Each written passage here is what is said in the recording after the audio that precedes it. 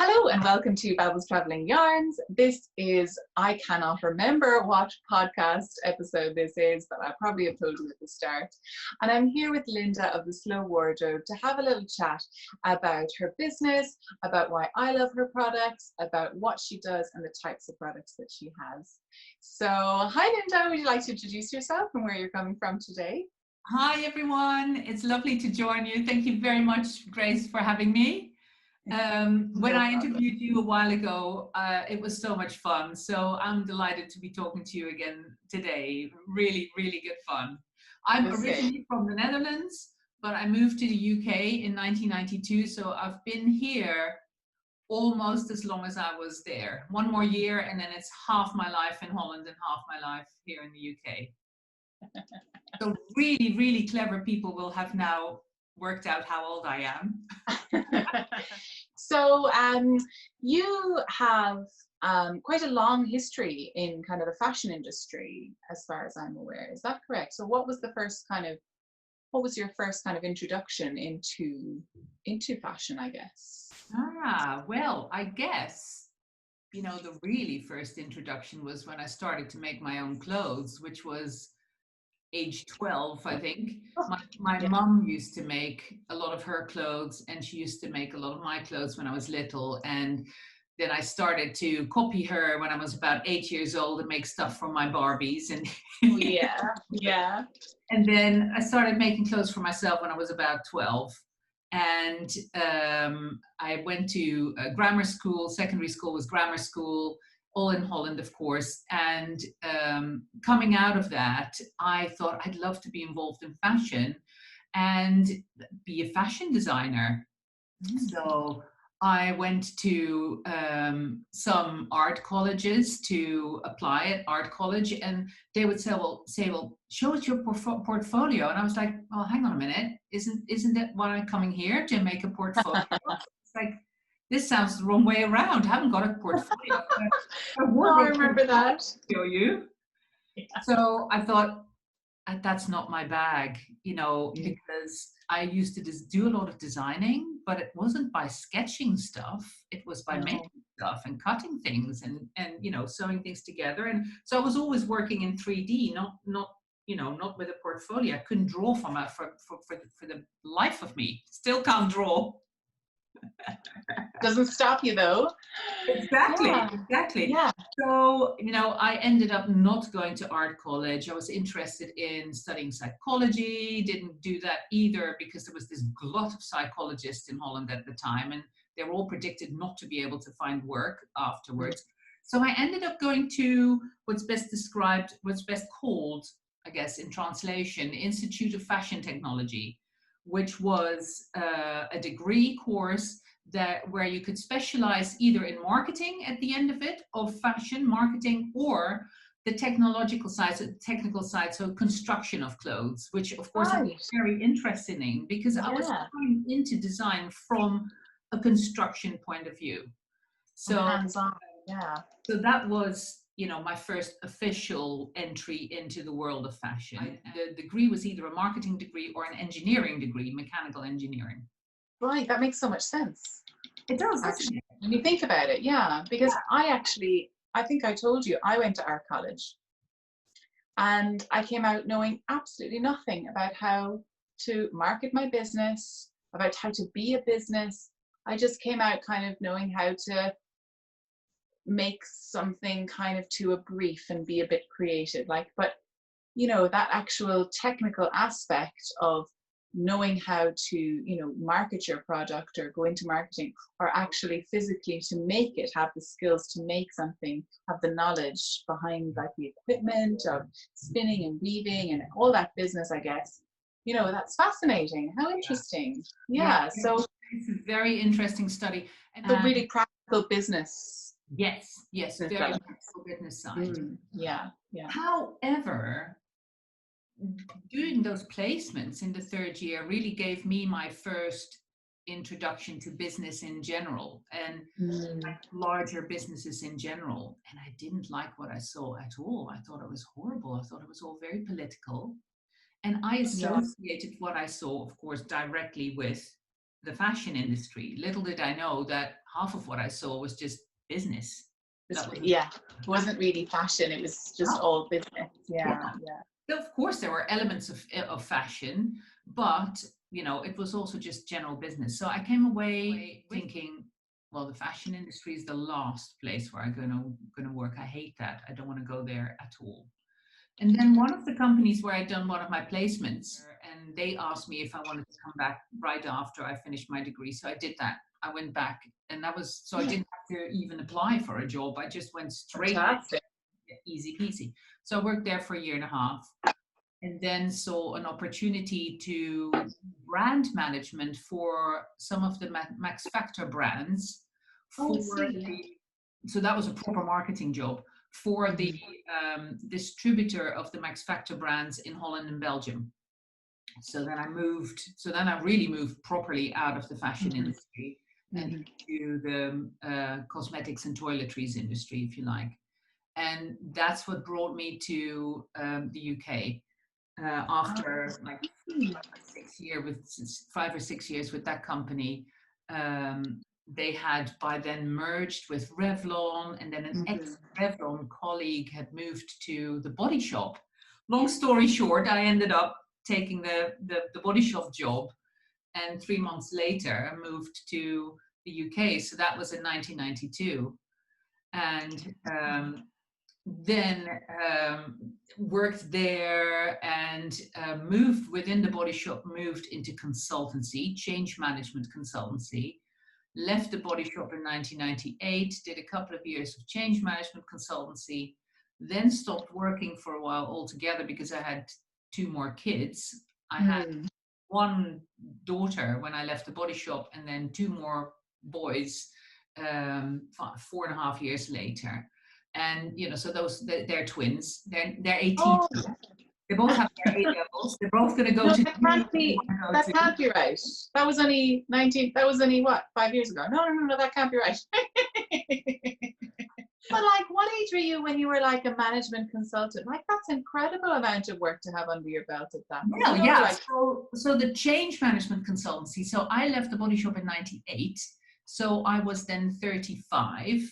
I had just had my daughter, and that's when I did a couple of years of change management consultancy, as an independent, as a self-employed. So I suppose that made it a bit easier to kind of mind, you can manage your own time and yeah, exactly. So I did that when I was like 36, 37, 38, that kind of age. And then the last consultancy job I finished, like contract, if you like, I finished when I was 3 months pregnant with the boys. And then we said, okay, we have no idea what it's going to be like looking after twins. Yeah, that's a big change. That's a big change. So we said, okay, let's set ourselves up so that we can survive on just Peter's salary, and I freewheel for a while until I kind of find my feet with those twins. And our daughter, of course, had just started primary school, so I was just at home with the boys. So that timing was all really good. So that's when I moved to where I'm still living now, in Greyshot on the Hampshire-Surrey border. And so I was at home with the boys for a couple of years, and then thought, you know what, I started getting restless. I thought I need to start doing something again. I discovered, because I had twins, I was informed about an association called the Twins and Multiple Birth Association, and it is a charity that's based in Guildford, which is 20 minutes up the road from here. Oh, wow.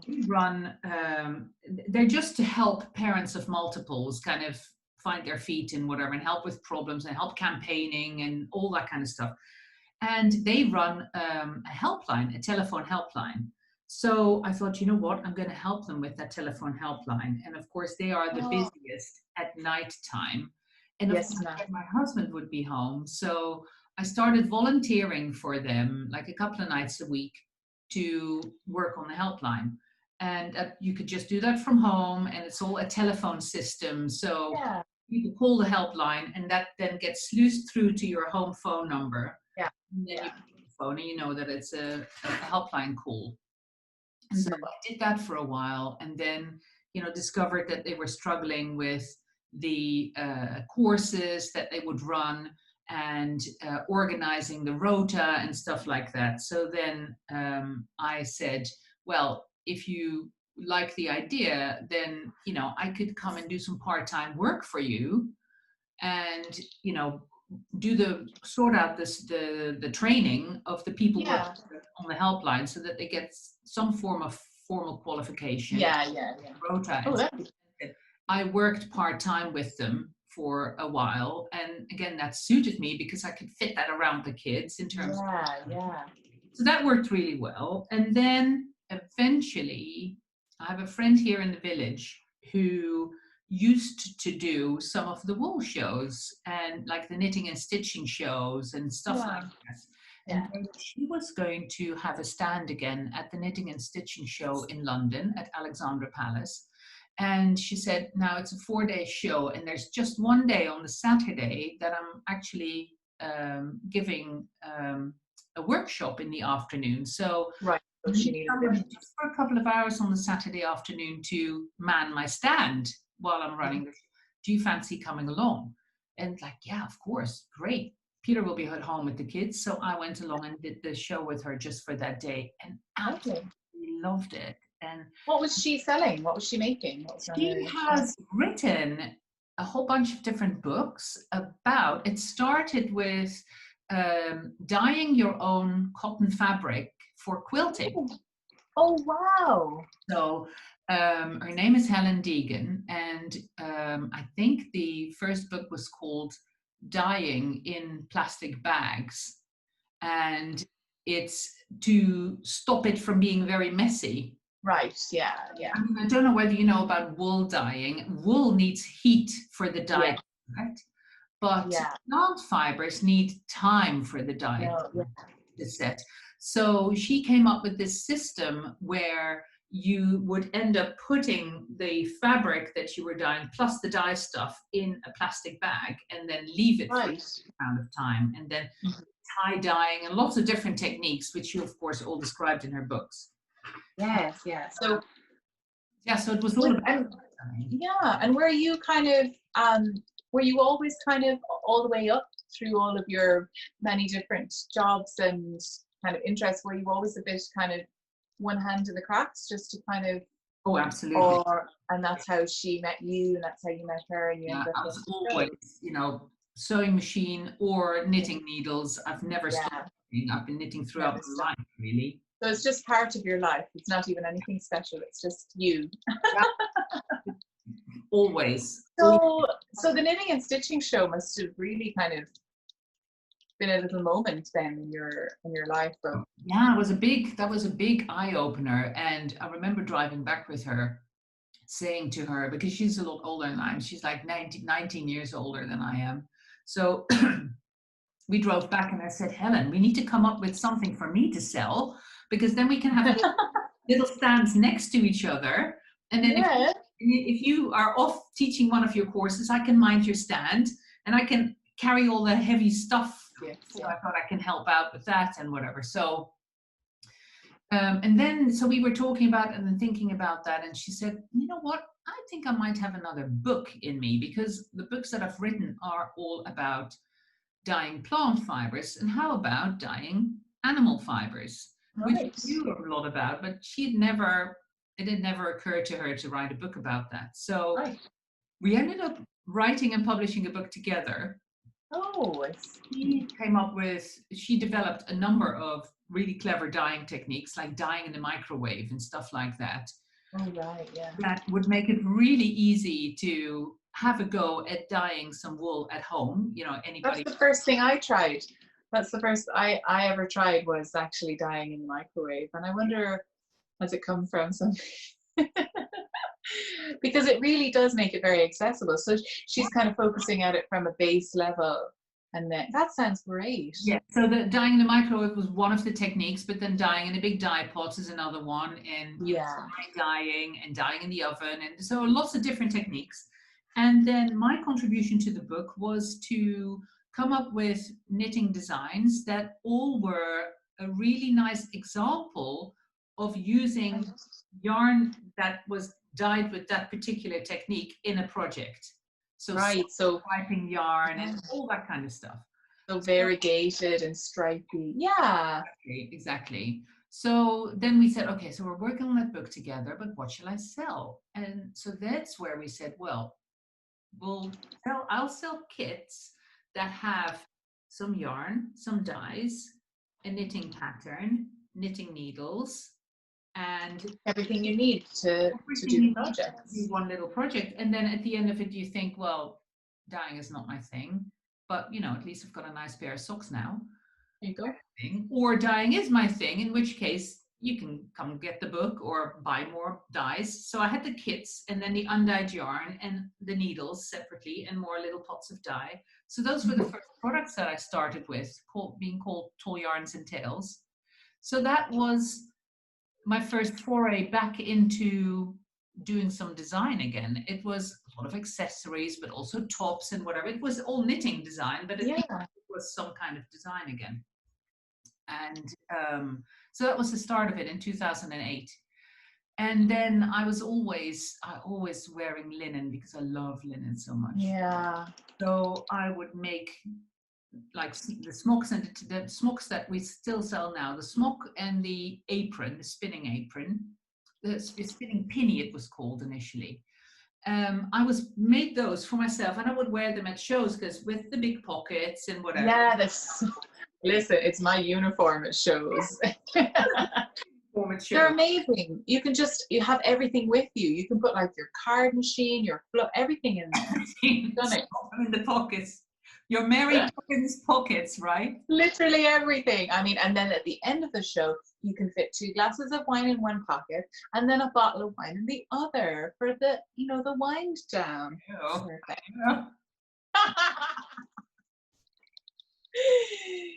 Yeah, so people would say, oh yeah, well, they would finalize their purchase and then say, by the way, where did you buy your dress? And well, you can't really buy it. I just made one for myself to wear at the shows. And after a while, I thought, not the right answer. So it was a knitting and stitching show in Harrogate in November, 2010 or something like that. And I made 5 or 6 smocks and brought them along. And I thought, because, if I bring a handful of smocks to every show, if I sell some, then that can be a nice contribution towards the stand cost, for example. Absolutely, like you could cover, It's it's a nice, helps boost the turnover kind of thing. Absolutely, so sold them in the first morning. And wow. Oh, hang on a minute, I'm missing a trick here. That went really quickly. So then for the next 6 this is on a 4-day show. You sold them all in the first morning. Yeah. My goodness. Yeah. Yes. Well, I'm not surprised, but anyway. For the next 6 months, whenever I had a chance, I was still focusing on, I had just introduced my own yarn, my soliloquy brand, which is an unusual weight. It's 600 meters per 100 grams. So it's kind of in between 4 pound a day. So I just introduced that. So I was really focusing on that. But then if a show would come up, I would spend a couple of weeks making some extra dresses to bring along. And then, fast forward 6 or 8 months, and I said to Helen, you know what? This is getting crazy. I could do with making more dresses, but I haven't got the time, and I really don't want to turn myself into a little dress factory. So then Helen was doing a show up in Birmingham, not a big 4-day show. She's in the middle of demonstrating, and Andrea, the lady who still makes layer cake now, walks onto her stand, and she's having a conversation, and they by accident find out that we're all living in the same village. And right, well, how have I never met you? And what do you do? And whatever, and they're chatting away. And Andrea's was involved in making bespoke wedding dresses. Really didn't enjoy that anymore, wanted to get out of it, was looking to do something else and whatever. Long story short, I find that seems like the road next to me. Total serendipity, like. Incredible. You just met each other in Birmingham. That's madness. And again, that was Helen. Helen is my business angel. It's unbelievable. Yeah. So met Andrea, and then for the next 2 years or two or 3 years, I would just, give her a bolt of fabric, and 2 weeks later she would hand me a stack of dresses and an invoice back. So she would work around her hours and whatever and make them whenever it suited her. So we did that for a couple of years. And then came one of the shows up in Skipton called Yarndale. Yes, yes, Yarndale. Mm-hmm. Yeah, I've never been. I really want to go, but it's really cool. It's a really nice show. yeah. And Is that the big one where it's in the mart? It's yes. like an animal, so it's all cleaned out, and then people come in, exactly. and then the animals go in the next weekend. Exactly. Yeah. And then in the space of 5 hours, the whole hall transformed into a big marketplace. It's really amazing. It's really cool. Yeah. So I was having one of those coming up, and by now, I had 1 or 2 extra garments. So I had maybe 3 or 4 different shapes. I had like the smock and the apron and the high-low trousers that I still, so I had 3 different garments, and a little rack of clothes on one side of the stand, and the rest was still all the yarn and the needle, whatever. And Helen couldn't come to the show with me, and I thought, I can't possibly do that one on my own. The stand is too big. I had a double booth, so it was like a 5 by 2 stand. And it's a very busy show. That's a really busy show. And of course, layer cake, the clothes, they take time. People need to try them out and try different combinations. So they need some personal service. So you can't do a show on your own if you're selling layer cake as well as yarn. So I thought, what if I ask Andrea if she wants to come? So first she said, well, I know nothing about knitting. It's a knitting show. It's like, you don't have to know anything about knitting. No, just. So she did that, and the rest is history. That was in 2013, September 2013. And then I said to her, I really need to move. Sorry, it's a loud airplane passing out the window. So close here. It's so close. Yeah, there's like families walking around, and I'm like, I cannot close that window. I will die. Yeah. Not that there's any air coming in, but I like the idea of it. Exactly. Same here. It's completely still. There's no wind. No. Anyway. So she came along, absolutely loved it. Then we said, well, we were both looking for some space. I wanted to move the business out of the house. We were almost sitting on the boxes of stock in there. That's me right now. It's just everywhere, and I haven't got any place to do anything, and I've not got any energy to do anything. And anyway, it's fine. It's fine where it is. Don't beat yourself up. No. It doesn't lead to anything other than making yourself miserable. Yeah, and life's tough enough. I don't need that on top of it. So you were hunting for a space. Yeah, we were on the hunt for space, and found a space right here again in the village. So throughout lockdown, we've been able to keep working because we've got separate rooms and everything. That's great. It's really nice in terms of internal layout, so it's very easy to stay away from each other. And we moved in there in January 2014. Mm-hmm. And she still does her own thing as well. So she makes layer cake on average 4 days a week, and 1 day a week she's doing stuff, developing her own line. Yeah. And it's working really well. So she used to come to all the shows with me, and meanwhile, because I had her help, of course, and because she's not actually a seamstress, her profession is a cutter. A cutter turns the design, the brief of a designer into a 3D garment. That's what a cutter does. And eventually, the output of a pattern, a cutter, is a ready-made pattern or a nest of patterns in different sizes that a factory can then turn into garments. That's really the job of a cutter. That's her specialty. So I didn't even know that was a job. Wow. No, people don't realize. No, there's so much involved in creating clothing, and wow. So it's like a body architect kind of thing, Yes, about the construction and fit, and creating ultimately what I really regard as the sacred combination of so it's ultimately four things. It's like fabric, construction, cut, Fit. Yeah. and then fit. Mm-hmm. And the fit, of course, you need a body for. She completely gets that. So we have very fast communication. You know, I can start saying a sentence and she can take over saying, yeah, I know that needs to go a bit lower and whatever. She immediately gets it all the time, which is lovely. So that made it possible to start introducing more different shapes. Yeah.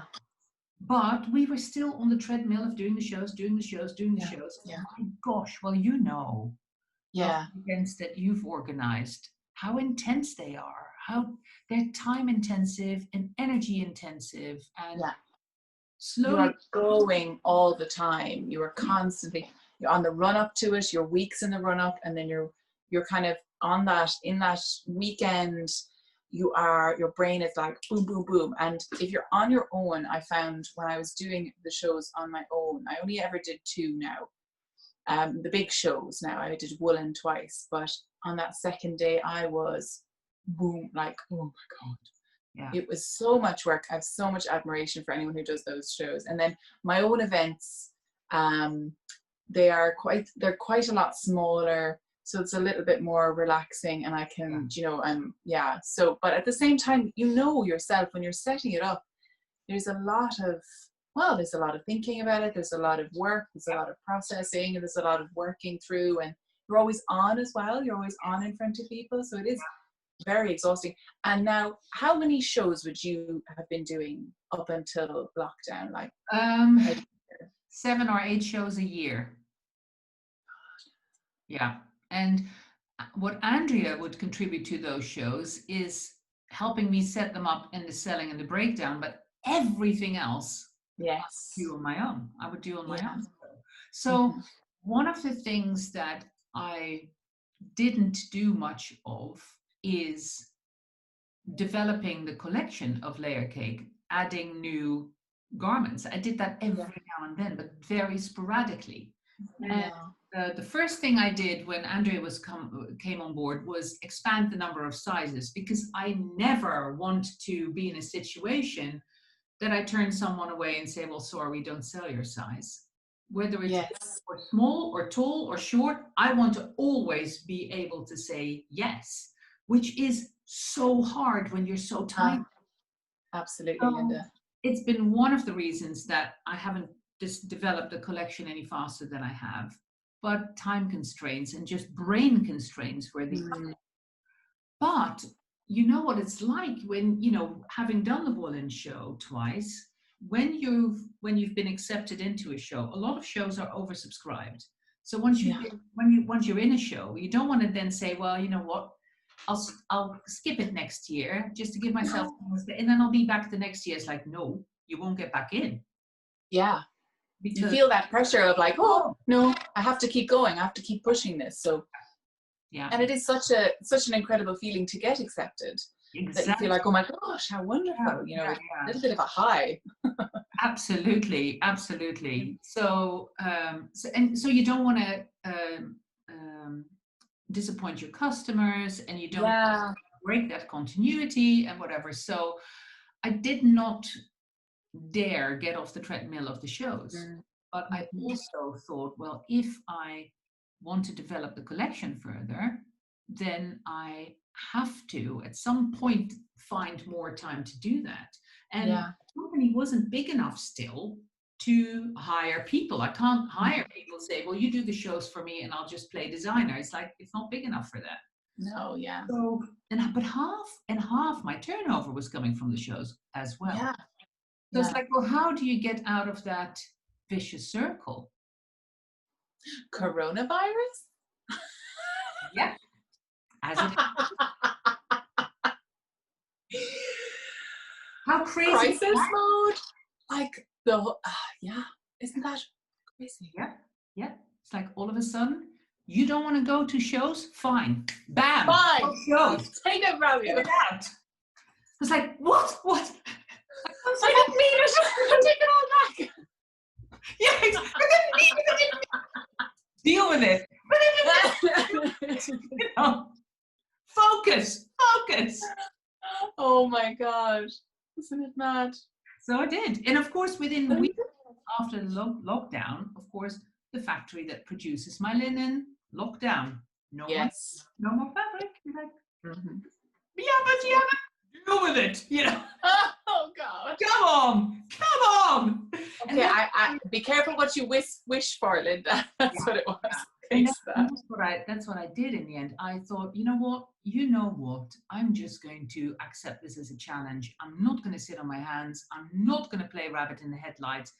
I remember saying to my husband, like, right, I have no idea how I'm going to do it, but I'm going to get out of this stronger than I went in. I don't know how, but I'm not. I'm not giving in. I'm not giving. So, for example, the dusters that we're wearing, Yes. they Actually, came that's about true. because I was literally walking from my office to the front of the studio, through the stock room, looking around, saying, now, what else do I have that I can do something with?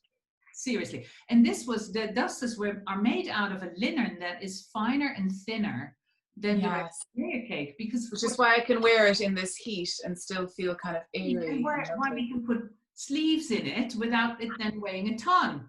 No. Because of course all layer cake is made to be very hard wearing and be able to throw it on over whatever. And so I had bought this linen a couple of years ago because I thought, oh my God, it's so beautiful. It is such nice linen. I'll find something to do with it eventually. So I had these 2 bolts of linen just lying there, winking at me, saying, the factory's closed. Hey, remember us? Hey, remember us? Yeah, exactly. We're still pretty. So, that was the start of thinking, oh, I can do something else with this. And because the shows aren't there and the time zappiness of the shows isn't there, I literally have more brain space. I used to say to people when they say, well, why don't you do these type of trousers, or why don't you do this, or like ideas? And you're like, I wish I could. I honestly wish that we could. And that's been another effect of it, not having the shows and having that brain space. It's like, oh my gosh, if you would see my notebook with all the ideas, Grace, I've all written everything that comes up, and a lot of it comes in the middle of the night. Every idea that comes up, I immediately write it down, take a note, make a little drawing or whatever. So whether it's shapes or ideas, like the whole new thing that I have now with a top where you knit your own sleeves out of the yarn, and anything like that, it's like I've got gazillion ideas. That's not the problem. Yes. That is so incredible. And I think there's something to be said about, like, a good business is, now I don't have a business. I work, well, I do have a business, but it's very small. But I think that there's something so terrifying about owning your own business and going all in. But you have to have your sort of mentality of, do you know what? We'll just figure it out. Do you know? Like, throw a pandemic at you. Okay, yes, there is a pandemic. However, like, this also gives me the opportunity to find the time to be creative, to give myself that time to follow through on all those promises that just took time, brain space, and just time is so valuable. I think we've all realized that time is the most valuable thing we have. Absolutely. And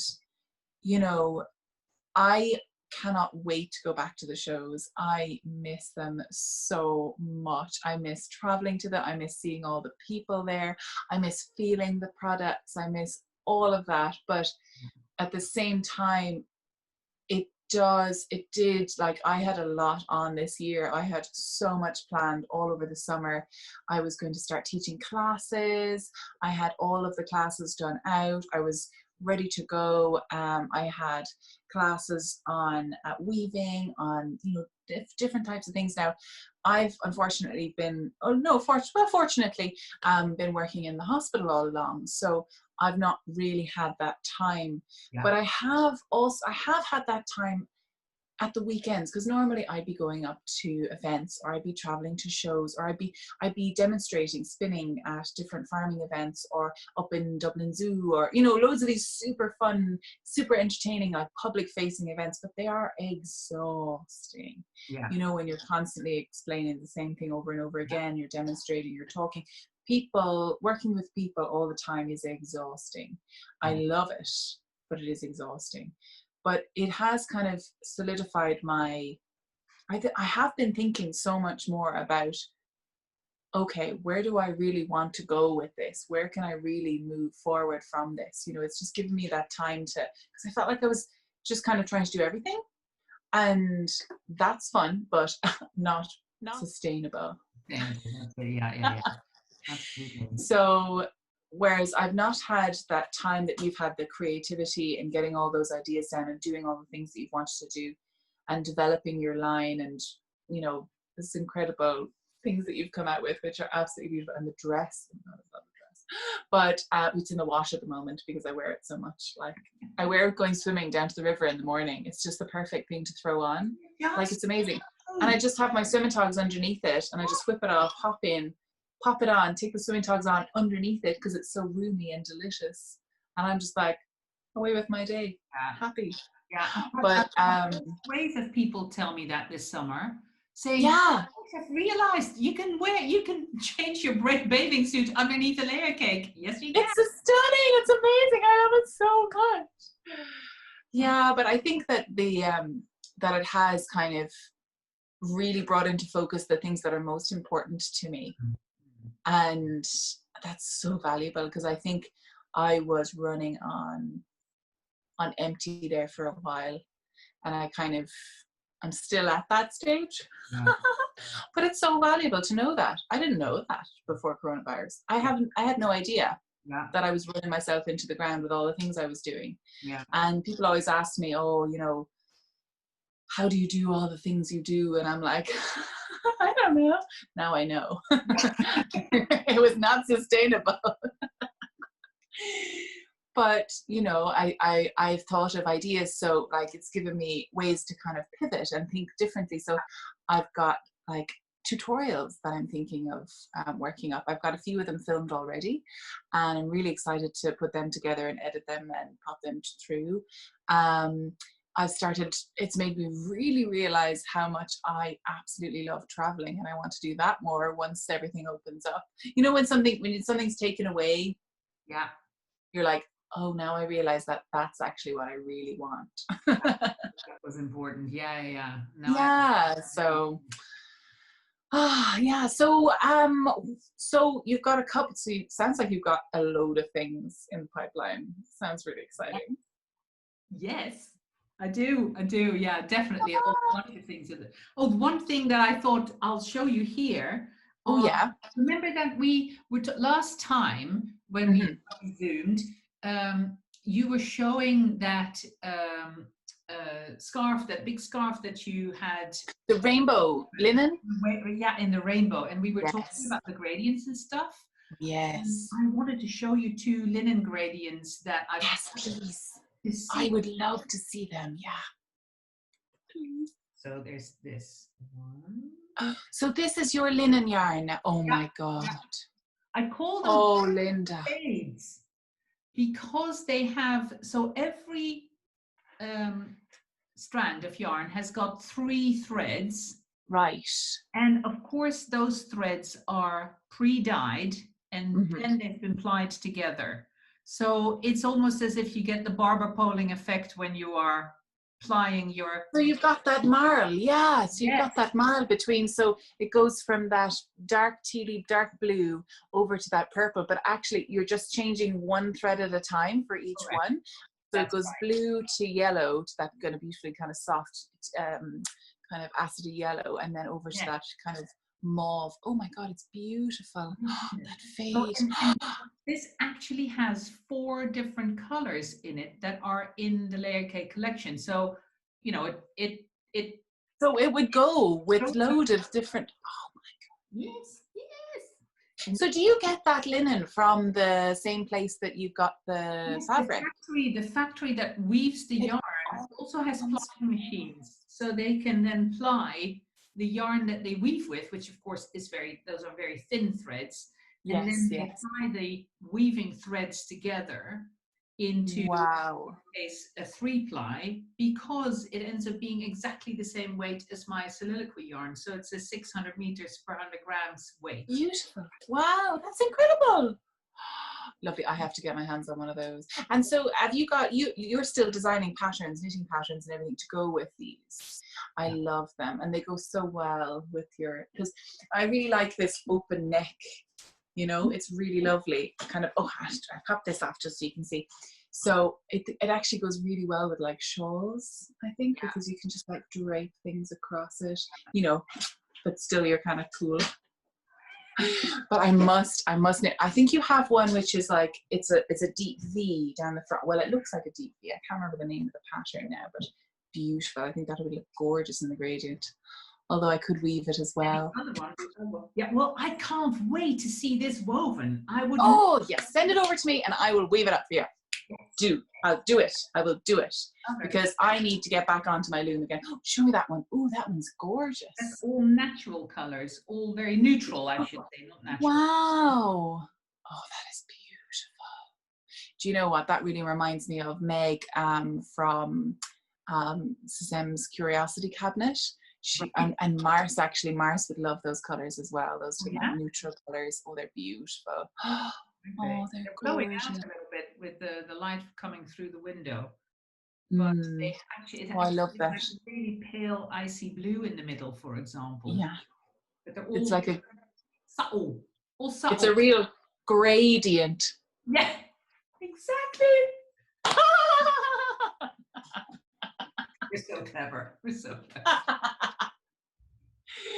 So you must have a really good relationship with the mill then, to, you know, get them to kind of, you know, ply up these yarns and stuff and everything. Yeah. So how did you get in contact with those guys? Well, it was just looking for good quality linen.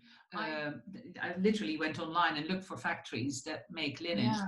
And that was one of the factories that I found in Lithuania. And they're such nice people. They're so helpful, because I was still, of course, too small to go to a factory and say, can you weave me this or can you weave me that? Because it's like a big, and it would be like a big outlay of money as well, because and you've got to be weaving in any factory. You've got to be weaving a huge amount to make any sort of monetary sense or value or something. They won't talk to you unless it's 200 meters. Exactly, yeah. But then they came up with a very clever idea, because I explained what I was trying to do. And then they said, if you choose a warp, then you can, and get that minimum of 200 meters woven. Right. Then you can have 50 meters with this. Of this color, of the weft. So then I could go for their minimum run and still 3 or 4 colors of fabric. And even the grey, the steel has the black and then the grey through it, a light grey through it. So that's genius. It made their production quantities accessible. That's so fascinating. That's so lovely that they were, you know, that they were interested in working with you to like come up with ways to make it profitable for both of you to get what you wanted. That is so great. Oh, lovely. You picked a good one there.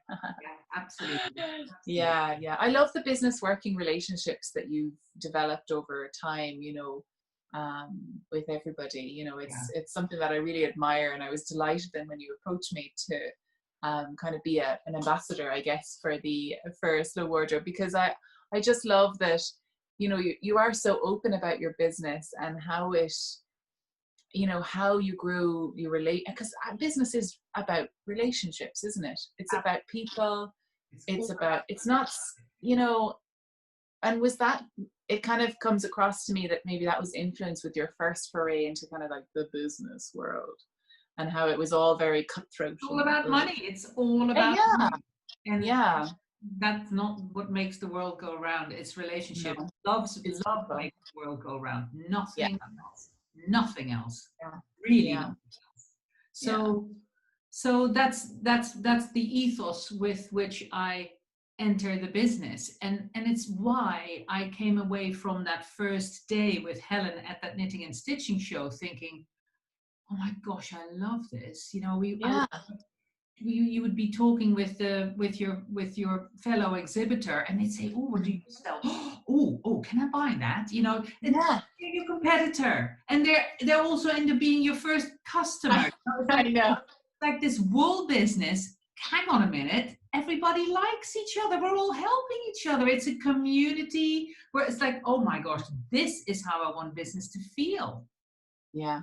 Not I competitive. think it's so lovely. It's so lovely. Like, I know a load of yarn dyers, I know a load of podcasters, and the only reason, because I started out as a tiny little podcaster, and I knew someone who I started watching podcasts, and I was like, what are you doing? Like, she just started doing podcasts, and now she's a giant podcaster, knitwear designer. She's fabulous.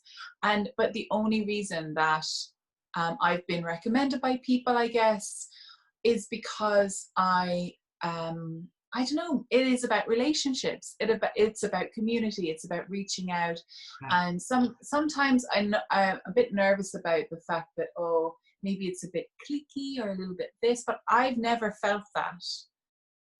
I've always approached everybody with an openness and just willing to learn and willing to see what they're doing and curiosity, because everyone has such a different background. So everyone has something new to give. Exactly. And I love that about, you know, the only reason that I am where I am today in the podcast world is because of other podcasters who've recommended me, who've talked about me, who've met me in person, you know, and it's all about people and relationships and communicating and love, really, because I love every single one of them. They're so good. You know, it's just, and it's about like acceptance and learning, and I just love it. I do love it. And it's such a different world from where I came from in the art college, because art seemed to be so competitive. It was constantly so competitive, and everyone was like hiding what they were doing. So I hate that. It's like, why? I know why. There's never going to be a drought or a shortage of creativity. That's it. Has there, like, do you know the one thing that made me set up the camera first and do the first podcast was Shannon from Smocks. She's not podcasting anymore, but she said to me, I said to her, oh, are there enough podcasts? Are there too many podcasts out there? She said to me, Grace, are there too many artists? Are there too many musicians? I was like, no. And then she's like, yeah. So, there you go. Shut up, turn on that camera, start talking. And I just love it because everyone has a story to tell, you know? Absolutely. Yeah. Gosh, it took me a long time to finally turn on the camera as well with the podcast. I know. It's hard because you're looking at yourself, right? Oh my gosh, oh yeah. And it's like, oh no, I can see this and I can see that and la, and it's just like. It was a big hang up in my case, and it took months to get over the hump of looking at myself.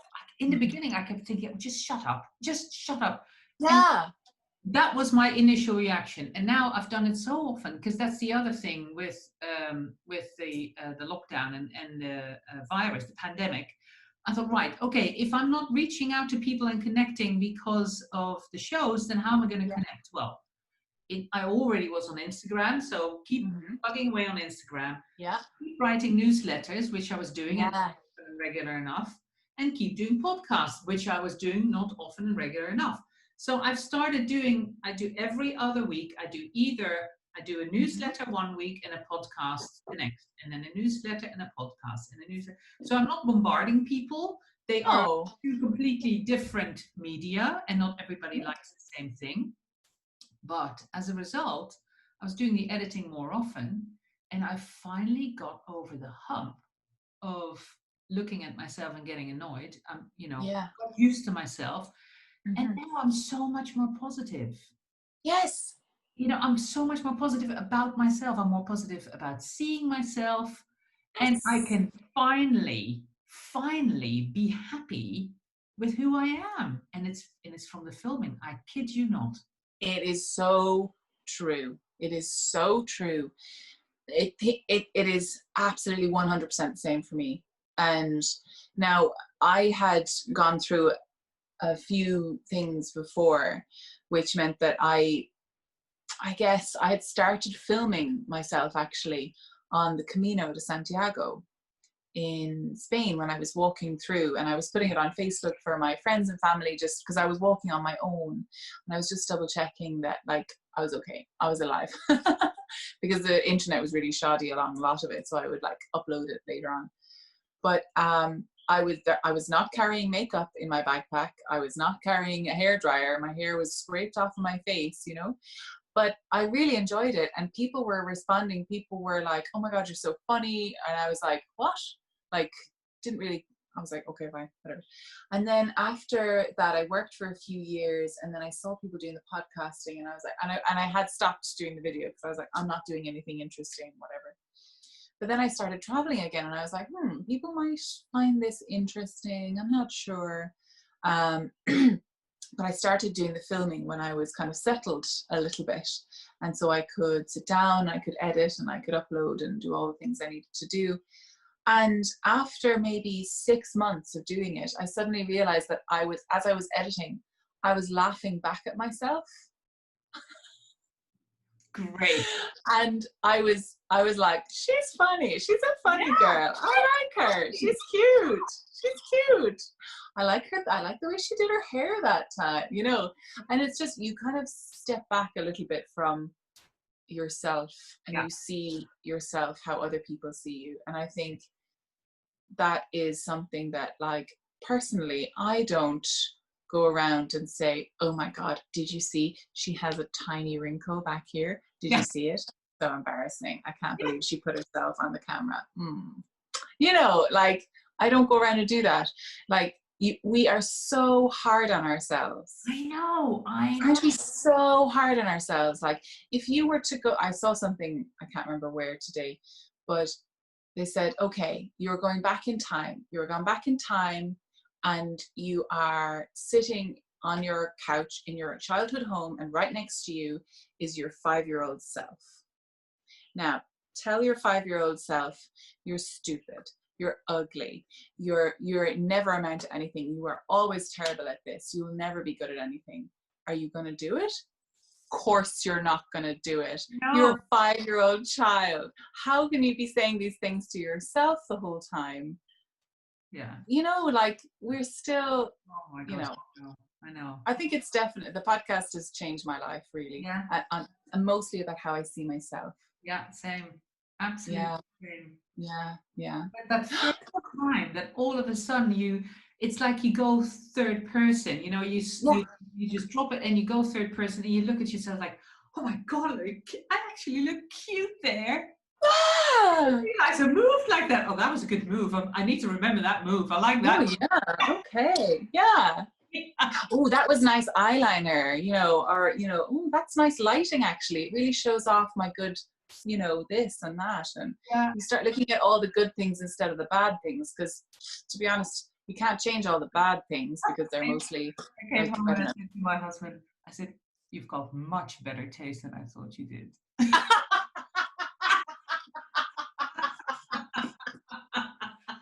I think I might get that on a t-shirt. He does have pretty damn fine taste. Exactly. I could see it. Yes.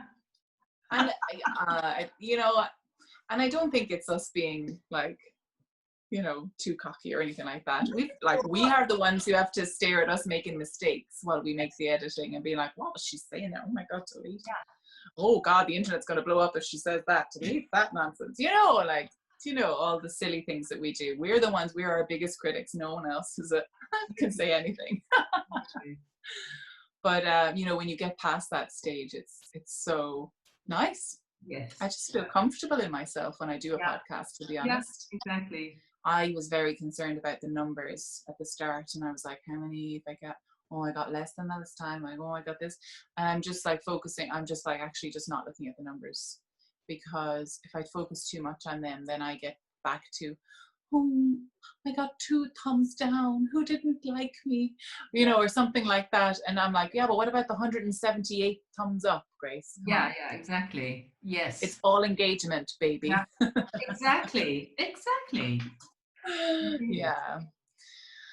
Oh, Linda, it's been absolutely lovely talking to you again. A fabulous, fabulous chat. And, you know, I learn so much every time I talk to you. It's great. So, just in case people are wondering, I am wearing the, is it just the red? Is that the color that it's, yes. it's absolutely red cross. It's a black, yeah, so it's a black weft and then a red, or black warp and then a red weft. Yes. And this is the tabard. Yes. So it's got a little point down the front and 2 giant pockets. Exactly. So I can be like, whoop. It's great. And this is the size 1, I think. Yes, it is. Yeah.